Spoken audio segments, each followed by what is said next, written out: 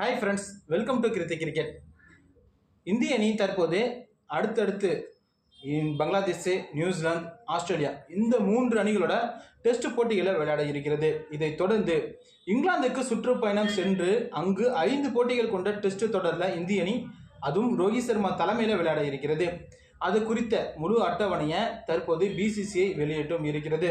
ஏற்கனவே நம்ம சொல்லியிருந்தோம், அடுத்த 5 மாதங்களுக்கு 10 டெஸ்ட் போட்டியில் இந்திய அணி விளையாட இருக்கிறது. அதுலேயும் ரோஹித் சர்மா தலைமையில் தான் இந்திய அணி விளையாட இருக்கிறது. இதில் சில நட்சத்திர வீரர்கள் பங்கு பெறவும் இருக்காங்க, சில வீரர்களுக்கு ஓய்வும் கொடுக்கப்பட்டு இருக்கிறது. இது முடிந்து அடுத்து பார்த்தீங்கன்னா சாம்பியன் டிராஃபியில் இந்திய அணி விளையாட இருக்கிறது. அதை தொடர்ந்து தான் இங்கிலாந்திற்கு சுற்றுப்பயணம் மேற்கொண்டு ஜூன் மாதத்திலிருந்து ஆகஸ்ட் மாதம் வரைக்கும் 5 டெஸ்ட் போட்டிகளில் விளையாட இருக்கிறது. முதல் டெஸ்ட் போட்டி ஜூன் மாதம் 20ஆம் தேதி தொடங்குகிறது.